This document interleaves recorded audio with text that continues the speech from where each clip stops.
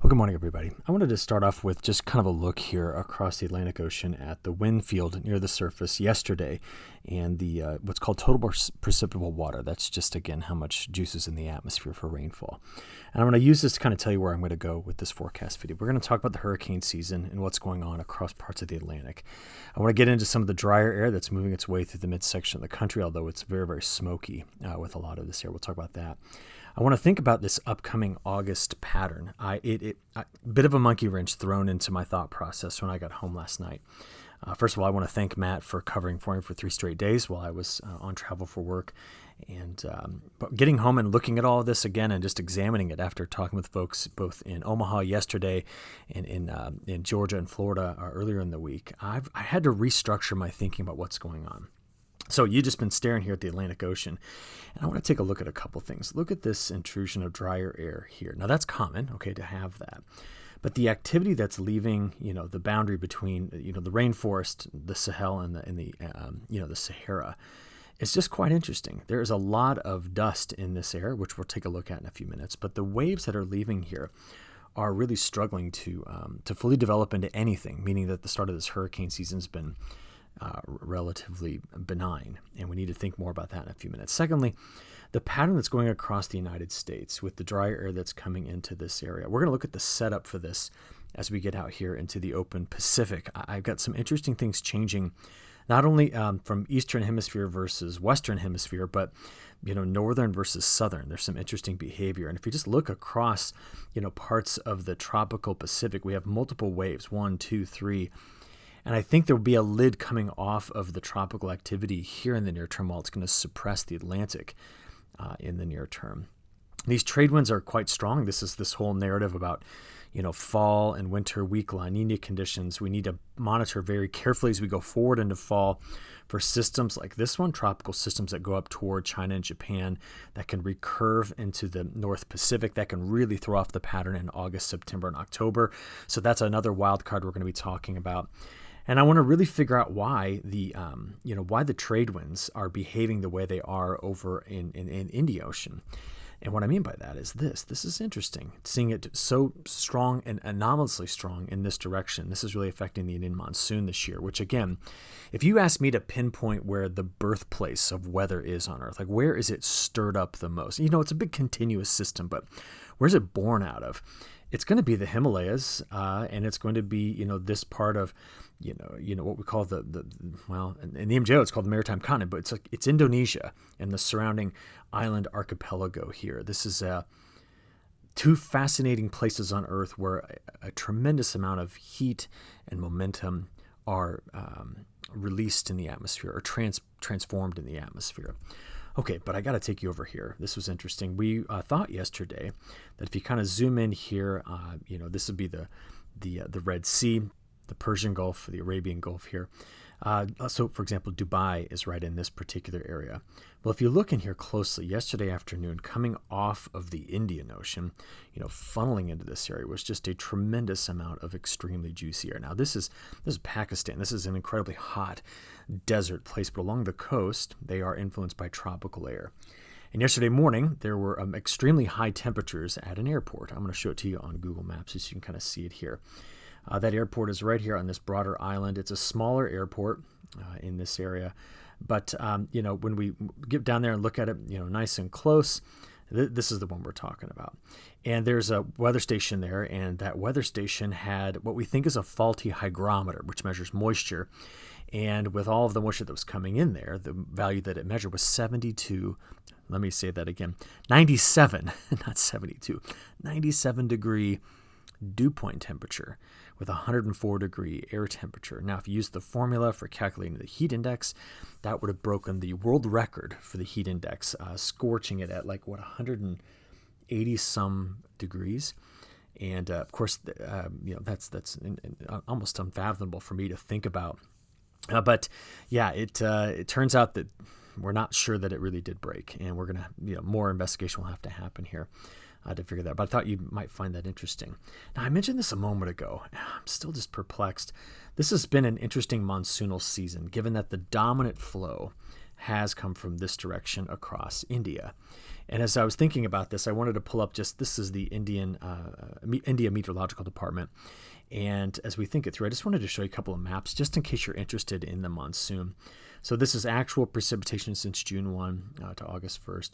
This is normal, and this is the anomaly. And we do have places in through here, which, by the way, so far, we have some places that have picked up well in excess of 800 millimeters.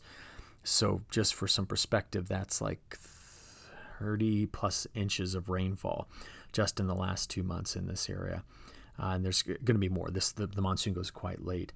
But around the Ganges River Valley, Drier, the Brahmaputra River, which is getting over here to parts of Bangladesh, which is right in through there, those two river basins have been a bit drier. And that's concerning given that, in this particular region right in through here, there's roughly 1 billion people, right in through that area. So the rainfall disparity has been huge. But reminder, you can have some places that push up against the Himalayan mountains that will receive annually 300 to 400 inches of rain, and most of that coming in a short 3-month time frame.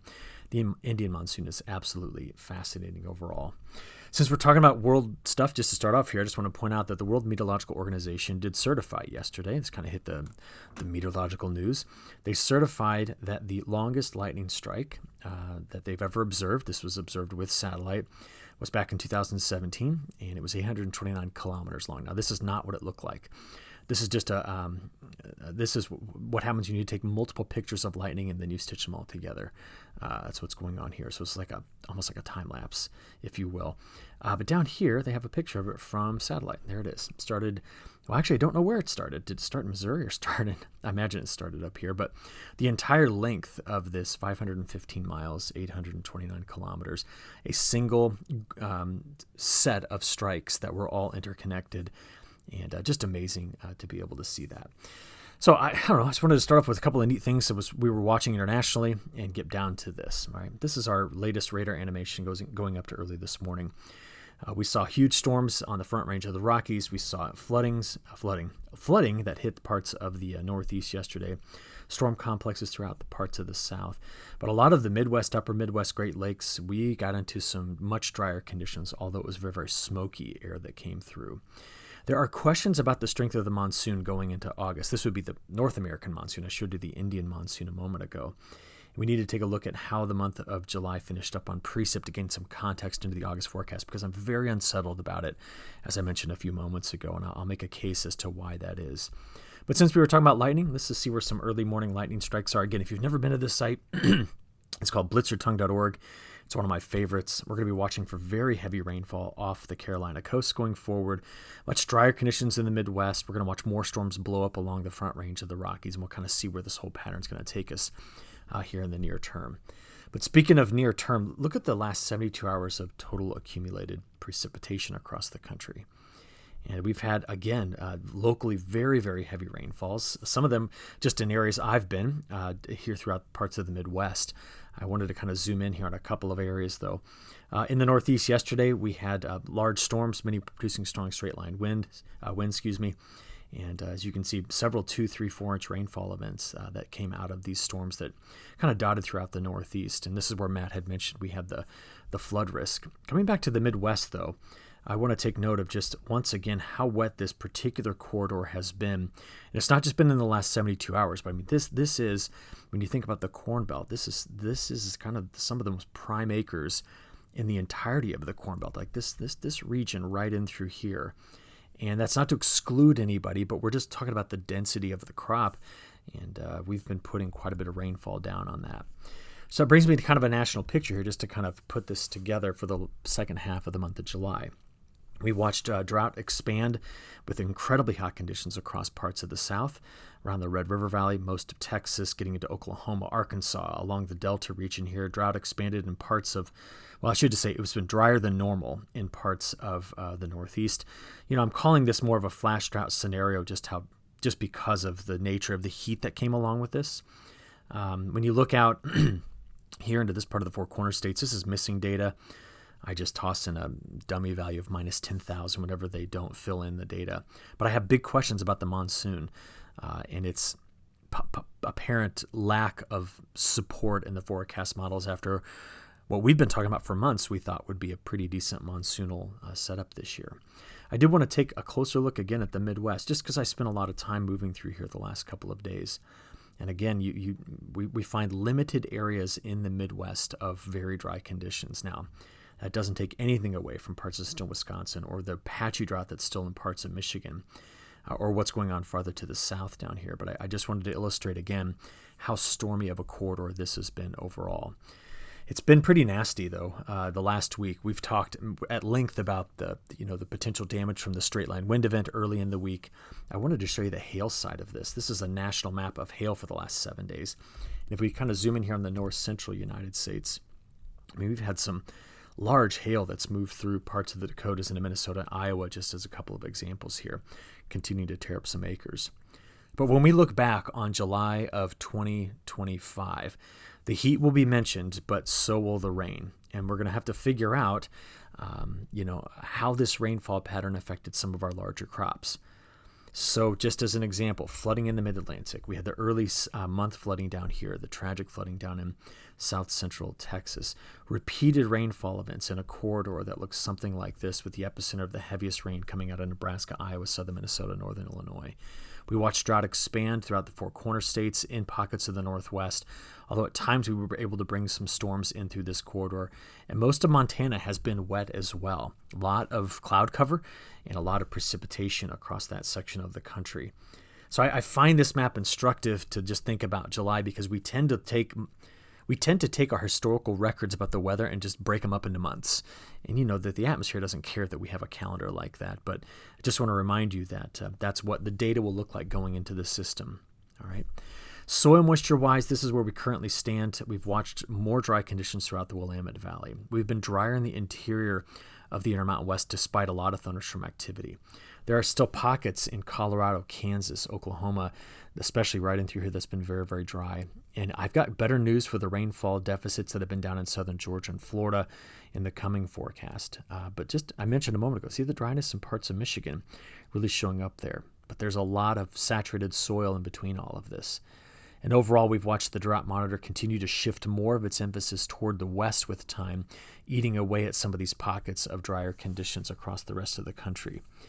Now, a lot of the attribution to this has been given, in my part, to just the presence of the Pacific high sitting here while the Bermuda high has been doing this, right? We've talked extensively about that.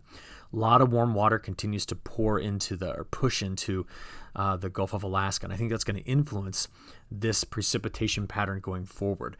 I'll tell you more about that in just a few moments. But as we think about going forward, this is our early morning all hazards weather map. We have a couple of pockets of flooding. Okay, here and here.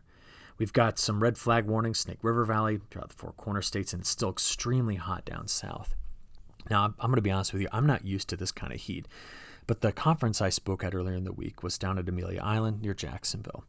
And I took my son with me on a work trip. He had always wanted to go, and it's summer, he can do that. And both of us our feet are completely raw and blistered because the heat that was down in this area, which is still there, was quite intense. The afternoon high temperatures were off, just incredible. So in the late afternoon, I would kind of peel back from working, and Graham and I would go out to the beach, and just taking off our sandals and running to the water blistered our feet. Now, I got weak feet, all right? I wear shoes. I wear dress shoes most days. So, this is that's just a reality of my pampered foot life. But anyway, incredibly hot sand down there. And I was asking some of the people that lived in it, I'm like, is this abnormal? Like, yes, it's brutally hot. All right, sorry about that little diversion there, but I wanted to point this out as well. Numerous states in the Midwest, upper Midwest Great Lakes have air quality warnings out right now. And the reason for these air quality alerts has been from wildfires. Now, last night when we were flying home from Omaha, my son was really excited. He was just looking out the window the entire time. There he is. That's my boy Graham. And he's like, I can't wait to see the lights of Chicago as we come in. And I didn't have the heart to tell him there was a pretty good chance you weren't going to see them. And the reason for that was because as we left, take a look at there's drier air that came into the Midwest and cooler. You can see the front. It's pretty obvious right in through here. But look at all that wildfire smoke that was in the atmosphere. And yes, huge storms blowing up on the Front Range. Storms isolated, but many in the parts of this part of the the south, mid-south, and there was the flooding rains east, but all this drier air came in with a lot of smoke. Some of this smoke originated from these 2 large fires in Arizona and Utah, but most of it was coming from multiple spots in Canada. All right, and I want to talk a bit about that. My colleague Andrew Pritchard early this morning wanted to catch the sunrise with his drone, and this is over Champaign-Urbana, where we live, and in Illinois, and it's just incredible to see how hazy and how low to the ground some of that smoke made it. Now, we've been watching the smoke from Saskatchewan and Manitoba for months, and this is what it looked like a couple of days ago. There's more of the wildfire smoke. And then we get into the overnight hours. You can see the heat signatures from the fire in the infrared, which we've seen many times. Now watch. Sunrise yesterday, look at this. That actually came from wildfires somewhere else. And I'll show you those in a second, but just a lot of smoke in the atmosphere here. And it's diving in. Look at that by the end of the day. It's diving in with that drier air into parts of the Midwest.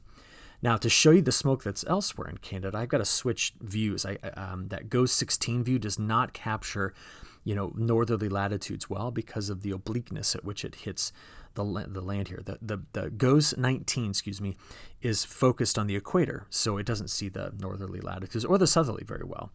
But just more smoke, more wildfires that run across parts of the Northwest Territory, northern Alberta, this whole area in Saskatchewan, just putting out a lot of smoke. And as I mentioned, there are also these large fires in Arizona. This one's been burning for several days, if not weeks. And you can see the one here in Utah, which are contributing. But there's no denying we are capable of getting deep convection throughout the Rocky Mountains. It'd be nice if we could just get some larger storms to hit this area to put these fires out. As you can imagine, our next 48 hours of smoke is pretty prolific across the country, given the fires and the flow of the atmosphere bringing Canadian smoke down and western U.S. wildfire smoke over. And so a significant portion of North America will be dealing with very smoky conditions here as we slide into this weekend. All right, flipping that over, I want to show you some oddities with the atmosphere. I don't know if these are oddities, but they're odd to me right now. This is the next 15 days when you average out the 500 millibar heights of the troughs and ridges. And the only thing I can really tell you is, boy, the jet stream is north, very far to the north. And that whole setup where there's these large ridges that are occupying high latitudes. I mean, this is 50 degrees north latitude right in through here. I think that's going to be critical to understanding who's going to get precip and who's not, and what the temperatures are going to do as a consequence. So if we just settle into understanding that the jet stream is weak and it is north, we can begin to understand maybe where this pattern might take us. Momentum-wise, it's low. And I'm going to be honest, if you would have just shown me this and said, this is what you've got coming in during summer, I would have been, if that was the only piece of evidence I have, I would have been talking about nonstop drought risk. That's it. But what's been interesting about this low momentum pattern we've been in is that instead of shifting around our big subtropical highs like the Bermuda high or the Pacific high, it's left them in place, and that is a bit of an oddity. And I think it has more to do with the fact that the jet is still there. It's just way, way, way far to the north. That's these warmer colors. And I think it's been enough to just shove warm water into the Gulf of Alaska. That keeps the Pacific high at home. And if you keep the Pacific high at home, we tend to not have any, there tends to just be less of a reason to move the downstream Bermuda high. And I'm going to continue to study this and learn more about it so I can keep you posted on it. But thinking about all of this, let's just get into the near term. More storms coming up the Front Range and the High Plains and Western Plains today and tomorrow and Saturday and Sunday. Isolated storms in the southeast, as you can see, and the risk of heavy rain stretches from Montana all along the Front Range down to New Mexico and then through here. That's today, and you can almost see the same shape tomorrow and even something similar to that as we get further into the weekend. That'd be Sunday. So there is dry, but also very smoky air moving in here. We're going to show you the western U.S. temperatures in a few minutes because, to be honest with you, July was a complete flip from last year in terms of temperatures throughout the western states. Okay, I'm just going to go straight to the models. I want to show you European model total precip. Ready? As we play this forward, this is getting through Saturday into Sunday and Monday, right? There's that pattern you just saw. Very heavy rainfall coming into a region that has seen some recent flash drought development down here in the southeast. Storms here, okay? Drier air Midwest. Drier, very almost non-existent monsoonal circulation getting to Arizona, California. Isolated storms that will just, you see them all the time. They run in that arc kind of view right there throughout the mountains when the heat is on. So that's through the weekend. Early next week, I'm watching a low that by midweek should be coming into parts of British Columbia and rolling through the Canadian prairie. And as it moves through the Canadian prairie, we're increasing rainfall there, and we're going to drag a front late into this section of the United States, adding more rain to a place that you just saw was quite wet. But over these next 10 days, let's just look at this particular model, the European model. That's the next 5 days. Here's the next 7. So we can see this larger, drier area here, the lack of good monsoonal support there, okay? And as we play it out there, this is day 4 through 10. That's when the low is moving through, and it's going to increase the chances of precip as the moisture recovers. But this, again, is next week. It's not this weekend. And you look at all 10 days stitched together, and that's what you get, okay? Now, that low I keep talking about rolling through here, it is showing up in the ensembles. It's next week, though, right? So as I play this out, you're looking at the ensemble pressure anomalies. So big dome of high pressure, that's the one we know that's bringing in the drier conditions, but also the smoke. And then about next Tuesday, Wednesday, see it here? The drop in pressure, it's a multi-model and multi-ensemble member setup. There it goes. And as we work our way into late next week, the pressure just drops and a low comes through. There it is, right? And we're going to just bring in better chances of rainfall. Now, what's interesting is the model's also trying to bring in tropical systems here, something off the coast of the Carolinas. And then you want to talk about hurricane season? Keep an eye on this. The models are getting quite anxious to start developing things. This is August 11th, 12th, 13th. And do you see all these little things coming through here? Now, these are artifacts in the model. I'm talking about those. But out there beyond 280 to 300 hours, the model says, like, oh, yeah, it's time. Let's make some hurricanes. And it just does this. And I'm showing you this as a precaution because, the whole hype weather scene that's out there on social media, you might just start seeing folks taking stuff like this and saying, look out New Orleans, or look out North Carolina, or Tampa, Miami, you're going to get slammed, or Houston. And just remember that when anybody shows you a model forecast that's more than, I don't know, I'll just say 200 hours out, you do not put your faith in it. Unless I have tremendous ensemble support and tons of meteorological reasoning to tell you something, those forecasts beyond 200 hours are sketchy like this. Now, we do know we need to keep an eye out there. And over the next 10 days, some of the models, we're watching this right now. That's just an area of low pressure developing, but it's leaving the coast. There's the chance of getting the pressure to drop along the Gulf Coast here. But boy, our main development region is just stuffed right now. There's no good development, suppression in the upper atmosphere, and just a lot of dust, right? I mean, we know that the more dry, dusty air that leaves the Sahara that these systems have to kind of ingest is a suppressing activity on the tropical systems. And it's, for me, honestly, I usually see the biggest dust in June. So to continue to see the Sahara doing this is, it's a factor we have to consider. And that's why I started with those winds this morning, or at the beginning of the video this morning. It's driving this, right? So something to think about. Now, nothing going on in the Atlantic over the next 7 days, according to the National Hurricane Center, but the Pacific is going. We've got Iona. We have a disturbance here, not much of a chance of it developing. There's Gil. You have this other system that's going to be following Gil. It's got an 80% chance, and then behind that, another wave. So it's the Pacific that's got the lid taken off of it. But this is where I'm having problems. Okay, I told you, 15 minutes ago, I'm having problems with the forecast, and it's right here. Now, a couple of interesting things as I look at the way the atmosphere is breathing. All right. Right now, we've got good upper level support for developing systems in the Eastern Pacific, but the Western Pacific's lidded. So it's parts of the Indian Ocean. As we go forward, okay, some interesting things start to happen hemispherically. Do you notice how one hemisphere tends to have more suppression and the southern hemisphere tends to have more release in the upper atmosphere? That's a bit odd. Not sure what's going on there entirely. I got to think harder about that. But the farther out I go in the forecast, you're just looking for the reds and greens. I'm sorry. I get lost in myself here. There's just more of it's this. into the board, right? Remember that in physics? Like we put the X's to say air is going down, air is going up here. That's what you've got. And if it continues to do that for a lot of August, we're going to flatten out this hurricane season by just suppressing vertical motion here. It's instability. It's not unstable. And that is going to be critical, I think, to figuring out this hurricane season as we go forward. Now, this is also going to mess with my thought process on what August weather is going to be, okay?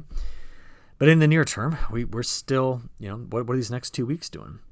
Well, here's the ensemble forecast from the European. It's got the same picture. Lack of a monsoonal circulation, but a lot of storms running around the edge of this, but the wettest conditions here and here, right? We've talked a lot about that. Drier in the Midwest, Northeast, and the Great Lakes. That's the next 7 days. This is the next 10 days. Okay, that will now include the low that comes through here, drop in the front that we think can move all the way through the Midwest. And then we've got day 8 through 14. Now you can kind of capture more of that coming into here. But if you look, apologize there, let's go back to that. If you look at just the next 2 weeks on the whole, there you go. Now remember, there will still be storms blowing up here, okay? But this area is going to be drier. I don't think a lot of folks in here are going to complain too much about that. Where it has been really dry as of late, we've got to get more storms in this area, but it seems a bit of a drier signal. The monsoon is late and almost non-existent. They need the rain down here. We need more rain in the Northeast, and it's not going to be there either. And that forecast is shared by the, where do I have it? There it is, by the GFS. So here's the next 7 days from the GFS ensemble. That's 10 day. Looks very similar, doesn't it? This would be week 2. That's when the system comes through. There you can see the moisture finally moving through the Midwest, back over toward the Appalachian Mountains. But over the next 14 days, you've got something that looks like this.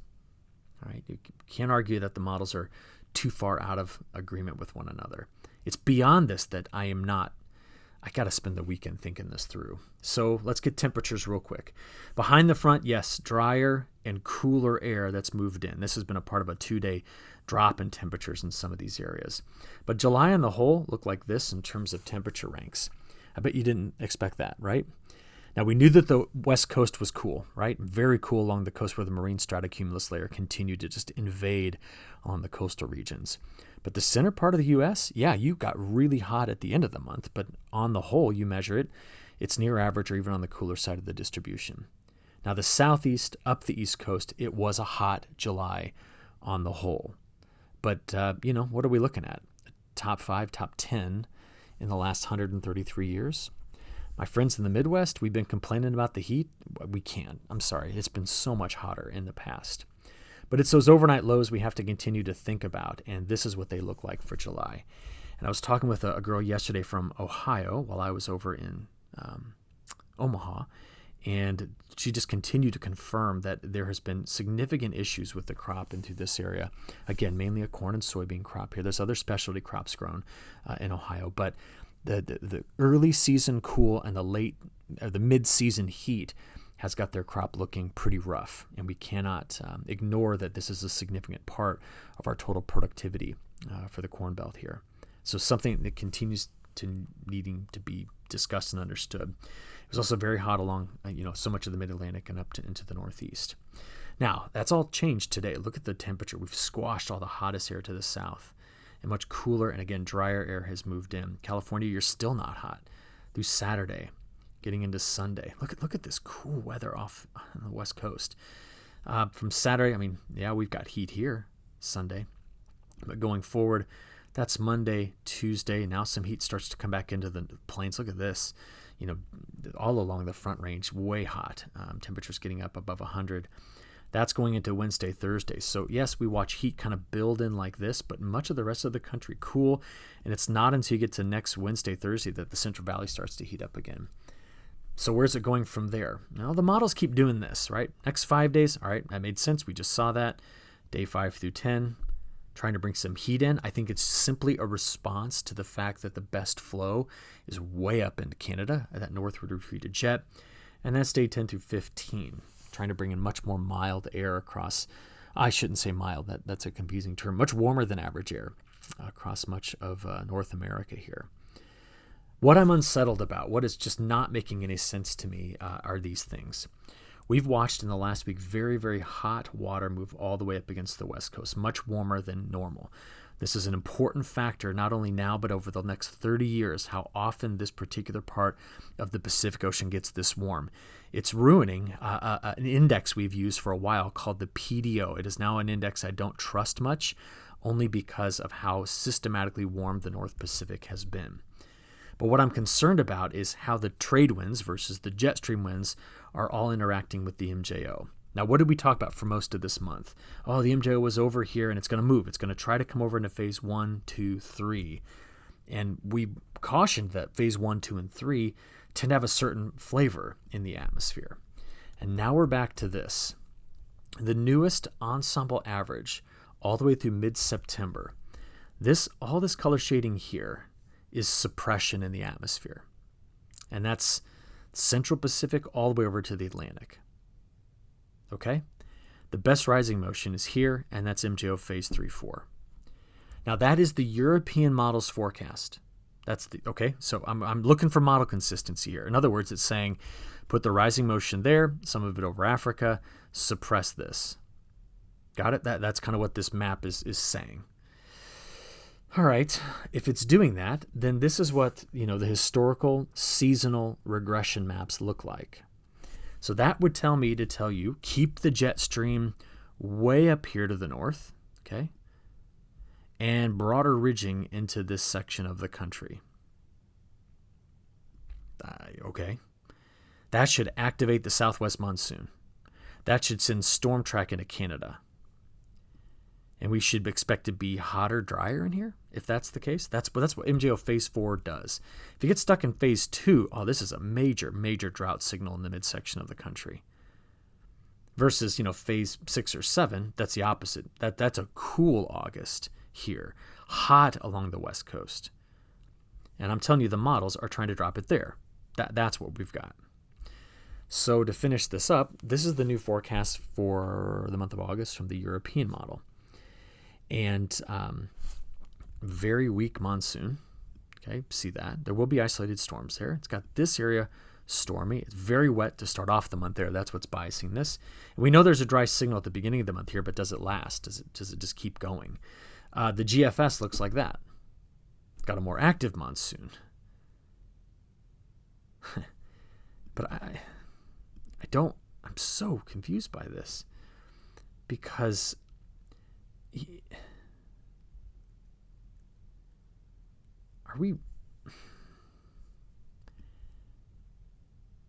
Are we really capable of making all of this as dry as suggested right now, given how much moisture is already there to be recycled? And does the MJO really do its thing where it pinches off a large ridge right there? I don't know. I really don't know. I'll tell you, this is what the Climate Prediction Center thinks. Now, what's interesting about it is if you did that, in fact, if we put ridging here, this would, keep this hot, but you'd have a monsoon. You'd have flow. So I don't know that the CPC has the same idea. Now, this is a good bet because it's going to be very wet there at the beginning of August. So the statistics at the end of the month will look like that. But most models are trying to bring more warmth, more heat, more above average temperatures into the central U.S. going forward. But they just updated this yesterday. All right. So I know this video is going on, but I haven't talked to you all week, and so I've got a lot on my mind, and I want to finish with one last thing. I didn't show this earlier in the month, but they did update their September, October, November outlook. And it's interesting, as we get farther into the fall, the CPC is trying to go after a drier harvest here, still wet in the southeast up to the mid-Atlantic. But there's a lot of discussion right now about when and how this hurricane season is ever going to get going. And you continue to keep it dry and dusty like we've been talking about. That's going to be a very difficult thing to see. Let's go back to August, September, October.